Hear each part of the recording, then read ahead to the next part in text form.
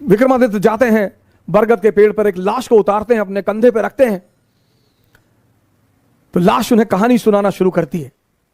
अब सोचिए सर, इस कहानी का मकसद क्या है? सुनिए कहानी और उसका मकसद। लाश उन्हें कहानी सुनाना शुरू करती है कि एक आचार्य थे, उनकी बड़ी खूबसूरत सी बेटी थी। आचार्य के 3 शिष्य थे। अब देखिए क्या तरीका था पढ़ाने का। लाश ने विक्रमादित्य को कहानी सुनानी शुरू की कि एक गांव में एक आचार्य जी रहते थे, उनकी बड़ी खूबसूरत बेटी थी और उनके 3 शिष्य थे, और तीनों उस लड़की को बहुत प्यार करते थे और तीनों बड़े योग्य थे। आचार्य जी को भी लगता था कि यार योग्य तो तीनों है, लड़की को भी लगता था कि योग्य तो तीनों है, तो शादी किससे करूं? बाप और बेटी दोनों बड़े कंफ्यूज थे कि विवाह किससे किया जाए। और जब लड़की यह सुनिश्चित नहीं कर पाई कि विवाह किससे किया जाए, तो एक दिन लड़की ने आत्महत्या कर लिया। अब जब लड़की ने आत्महत्या कर लिया, तीनों बड़े निराश हुए,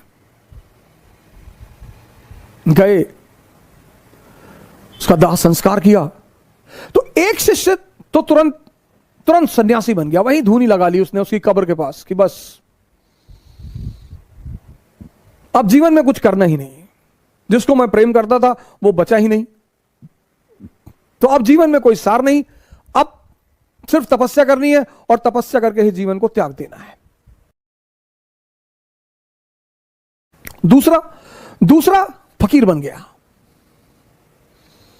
घूमने लगा देश विदेश में। उसे पता था कि हिंदुस्तान में कुछ संत हैं जो फिर से जीवित करने का मंत्र जानते हैं। लगा वो उन संतों को खोजने जो फिर से जीवित करने का मंत्र जानते थे। तीसरा जो उसमें था, वो डेली जाता था, उस मृत शरीर पे मसाला लेप लगाता था, साफ करता था, फिर उसे वहीं रख देता था। अब ये सिलसिला कुछ वर्षों तक चला, 2-4 वर्षों तक चला। तो वो जो घूम रहा था चारों तरफ, फकीर बन गया था, मंत्र की तलाश कर रहा था, पुनर्जीवन देने के मंत्र का जो तलाश कर रहा था, उसे एक दिन कुछ महात्मा लोग मिल गए, वो उस मंत्र को जानते थे। उसने उनकी सेवा की, उन्होंने उसे वो मंत्र सिखा दिया।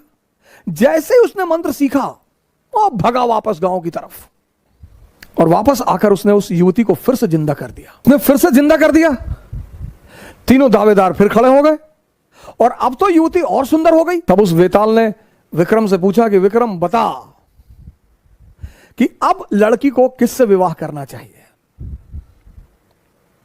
अगर तेरे मन में उत्तर आ रहा है और तू जवाब नहीं देगा तो तेरे सर के टुकड़े टुकड़े हो जाएंगे, और अगर तूने जवाब दिया तो मैं तुझे छोड़कर चला जाऊंगा। वेताल ने कहा कि अगर तेरे मन में जवाब आ रहे हैं, और ये नेचुरल प्रकृति है, हमारे सामने जब भी कोई परिस्थिति होती है, एक जवाब मन में आता कि ये कर ले यार, नेचुरल प्रकृति है, नेचुरल जवाब आना ही है। तो वेताल ने कहा कि देख विक्रम, अगर तेरे मन में जवाब आ रहा और तूने मुझे नहीं दिया तो तेरे सर के टुकड़े टुकड़े हो जाएंगे, और अगर दे दिया तो मैं चला जाऊंगा। विक्रमादित्य ने जवाब देना शुरू किया, कहा जो मंत्र सीख कर आया और जिसने पुनः जीवन दिया वो पिता तुल्य है।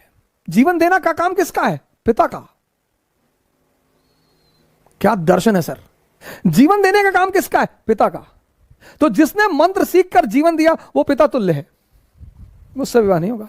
जिसने उस शरीर की सेवा की 4 साल तक, वो पुत्र का धर्म है, सेवा करना पुत्र का धर्म है, वो भी बाहर हो गया।